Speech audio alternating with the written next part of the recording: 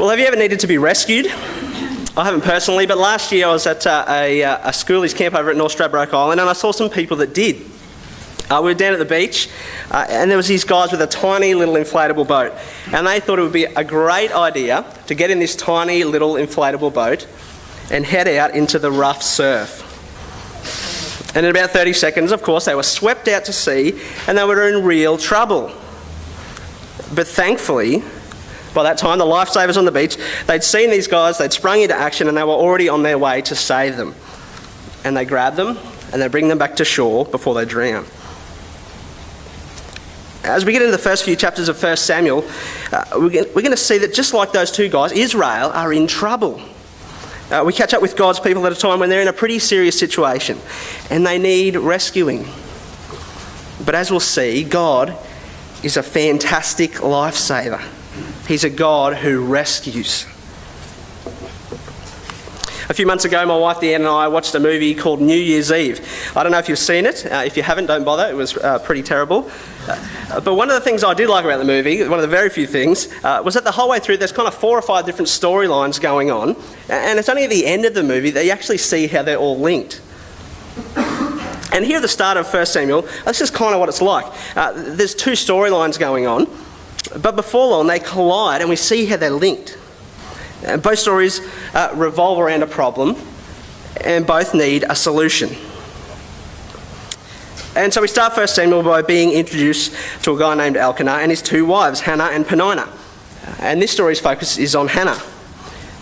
And it doesn't take long for us to figure out what Hannah's problem is. We see from verses 3 to 7 in chapter 1 that she's barren, she can't have kids. Now, in the Old Testament culture of the time, this is a really big deal. For a wife, having children was a massive part of your identity, and it was a sign of God's blessing. Not having children was often thought to be a sign of God's judgment. It was devastating and humiliating. And just to make it even worse, Elkanah's other wife, Peninnah, who's got several kids of her own, she taunts and teases Hannah about her barrenness constantly, every year when they went up to the temple. I don't know if you've ever noticed this, but in the Old Testament, but God's design was one wife. All the other nations were multi-wife, and Israel copied them. And the interesting thing is that every time the Bible mentions it, it goes badly, exactly like this. Peninnah really sinks the boot in. And you can imagine how Hannah felt in what seemed like a hopeless situation, desperately wanting to be rescued. And so she comes to God in tears and asks him to help her, to give her a son. And in verses 10 and 11 of chapter 1, she makes a promise that if he does, she'll give him over to God to serve him his whole life. It's a desperate plea in the midst of a desperate situation. But as we read this story about Hannah, we're already being introduced to the second storyline and the second problem, and that is that Israel has turned away from God. They're in a pretty hopeless situation themselves, even if they don't realise it. If we look back to the end of the book of Judges, which is where the narrative of 1 Samuel kind of picks up from in the Hebrew, we get this idea of the state that Israel is in. Have a look at it with me in Judges 21-25. It'll be on the screen behind me. This is what it says. In those days, Israel had no king. Everyone did as he saw fit. Israel has turned their backs on God as their king, and they're living for themselves. Over in chapter 3, verse 1 of 1 Samuel, we'll see that God hasn't spoken to Israel for years. And so they're lost, disconnected, with everybody doing as they see fit.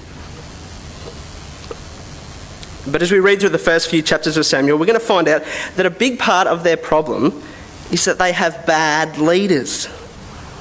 The story features a guy named Eli and his 2 sons, Hophni and Phinehas.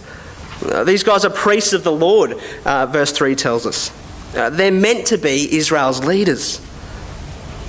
And usually a leader is someone who's expected to behave a certain way, to be a person that's worth following. Leaders are meant to lead and lead well. I was listening to the radio the other day as I was driving along, and they were asking people to call in and tell about their experience of bad leadership.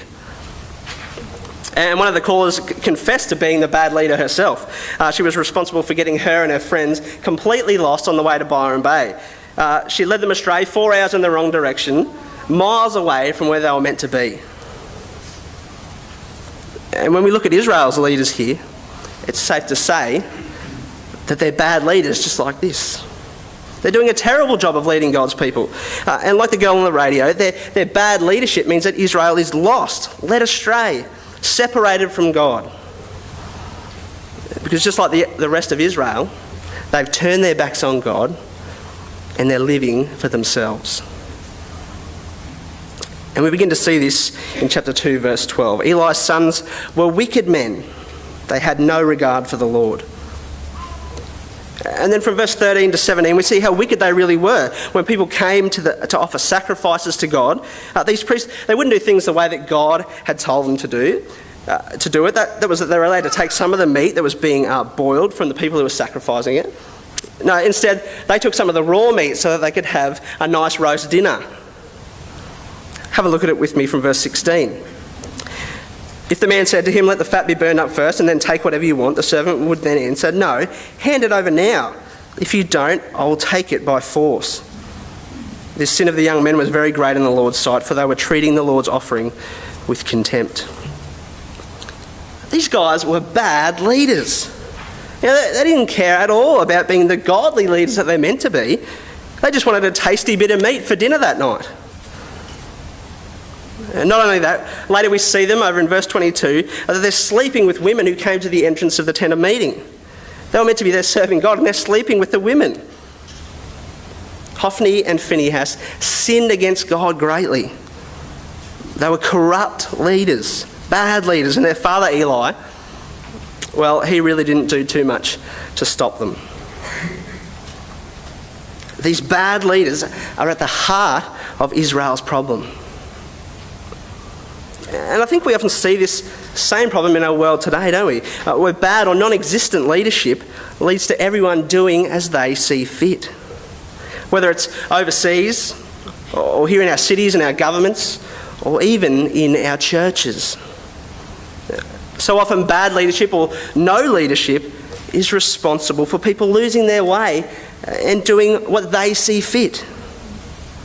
Or else doing nothing at all. There's no focus. There's no sense of direction. Having the right leaders is really important. Having the wrong leaders is a disaster. And so Israel, they're off living their own way. They're doing as they see fit. They need rescuing. They need a new leader who will bring them back to God and lead them as his people. Well, I was never really that good at problem solving when I was back at school. It always confused me, one of these type of ones. If Jenny is travelling on a train from Brisbane to Sydney, which leaves at 8 a.m, travelling at 83 kilometres an hour, it makes 4 3-minute stops along the way and travels a total distance of 1,243 kilometres, how far is the Earth from the Sun? Obviously, that doesn't make sense, and that's how they always seem to me at school. But God, he is a brilliant problem solver. He's got the solution not only to Israel's problem, but to Hannah's problem as well. 2 problems, 1 solution.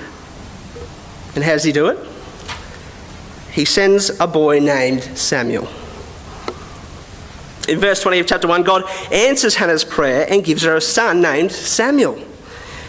And so Hannah keeps her promise. She dedicates Samuel to the Lord, takes him to the temple so that he can stay there and serve the Lord with the priests. And this is where the 2 storylines collide, and we see that Samuel is God's solution both to Hannah's problem and the solution to Israel's problem. When we get to chapter 3, we see that Samuel is just what Israel need. See, at the heart of their problem is bad leadership, which has left their nation lost and in desperate need of rescuing. And then there's Samuel, a leader that's not corrupt like the other leaders. In verse 26 of chapter 2, we see that as Samuel ministered before God, he grew in favour with the Lord. Now, this is quite a contrast to the other priests, the priests Hophni and Phinehas. And it's through Samuel that God rescues Israel. Out of their sin and their rebellion against him, he fixes their leadership problem and he brings them back to himself. Have a look with me in chapter 3, starting from verse 1.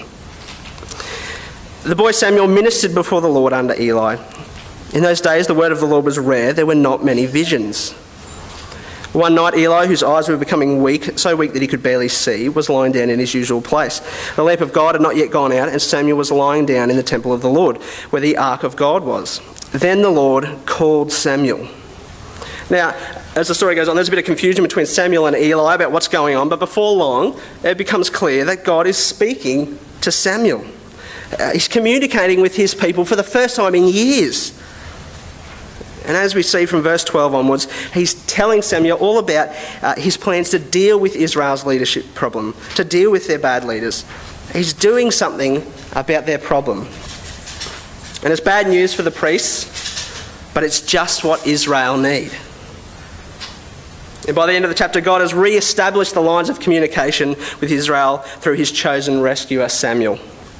Read it with me from verse 19. The Lord was with Samuel as he grew up, and he let none of his words fall to the ground. And all Israel from Dan to Beersheba recognised that Samuel was attested as a prophet of the Lord. The Lord continued to appear at Shiloh, and there he revealed himself to Samuel through his word. And Samuel's word came to all Israel. Samuel is the rescuer. He's the leader that Israel desperately need.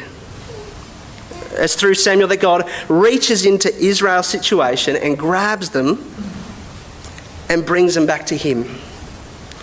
Samuel's a rescuer who reconnects Israel to their God and brings them back into a relationship with him. Now, as we read Old Testament passages like this, as we see what's happening and what God's doing, I think a really helpful question for us to ask is this: what does it tell us about God? What does this passage have to say about what God's like and how he acts? Well, I think this morning what this passage shows us is that God is a God who rescues. Now, I know we're all mature adults here, but I wonder, who's your favourite superhero? I like Superman. I just think he's fantastic. Growing up, I remember I used to watch Lois and Clark on TV. I don't know if you guys remember that show. But there wasn't one episode where Superman didn't save someone from certain death. It was one of the only shows we're allowed to watch as kids. He'd either lift something really heavy. He'd use his laser eyes to cut through like a bank vault where there was people trapped inside. Or, he'd fly really fast and scoop someone up from being hit by a bus.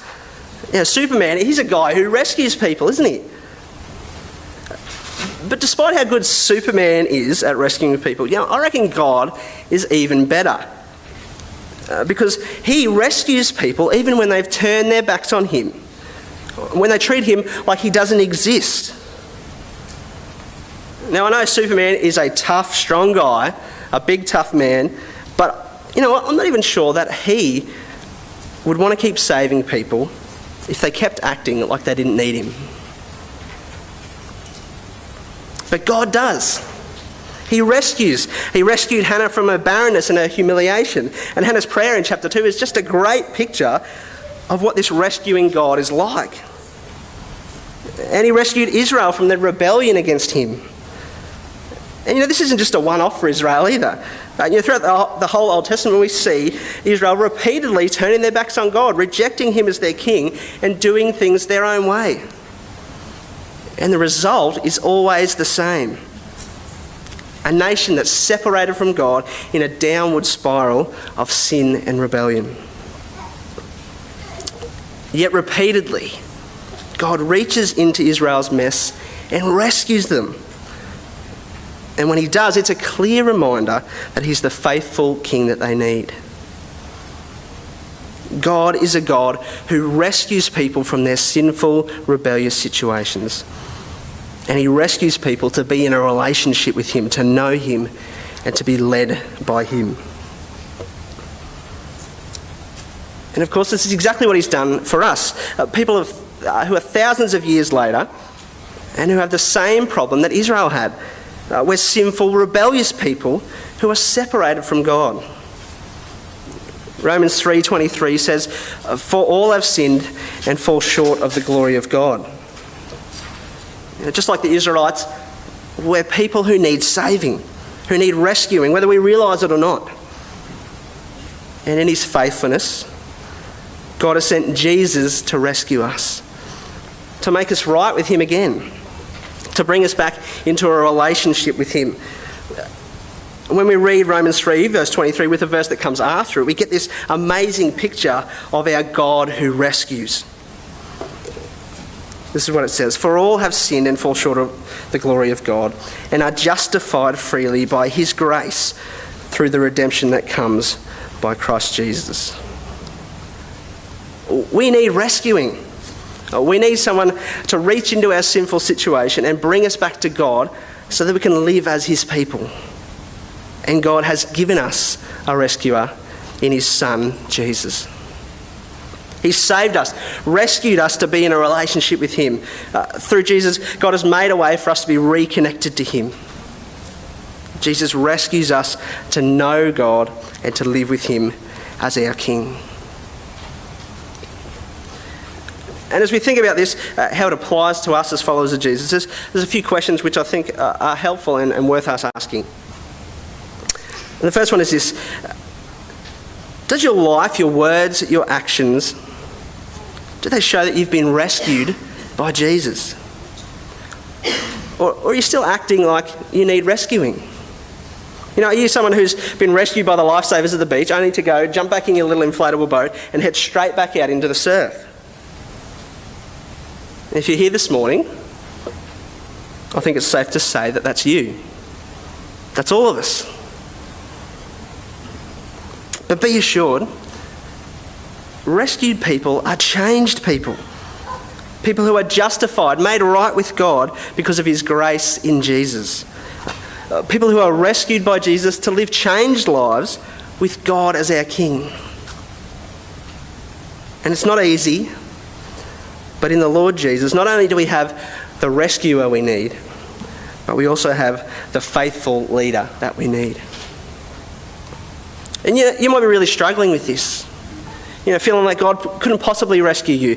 You're too far gone. You've messed up so many times that there's no way that God could possibly rescue you. If that's you, be assured, God rescues people through Jesus because of his grace. It doesn't depend on what you have or haven't done, how much you've sinned, how far you've fallen short. It depends on how good and how gracious God is. He's a God who rescues sinful people through the death and resurrection of his Son, Jesus. And the second question is this: do you trust things other than Jesus to rescue you? You know, you might be thinking, well, no, of course not. But isn't it so easy just to start trusting yourself? The things you do, the things you don't do, as the things that will ultimately save you from your sin and your separation from God. You know, it's often in the little things. Those times when you think to yourself, well, you know, I've been a really good Christian today. You know, God must be really pleased with me after the day I've had. Or maybe it's when you think to yourself, you know what, I'm a really good and humble person. I wonder if everyone around me is noticing how good and humble I am.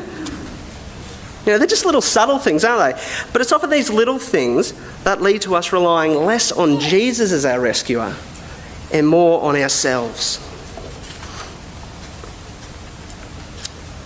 And in all these things, we need to be reminded again and again, to remind each other again and again, that God is a God who rescues. And we see this most clearly in the way he has sent his Son Jesus to rescue sinful people like you and me.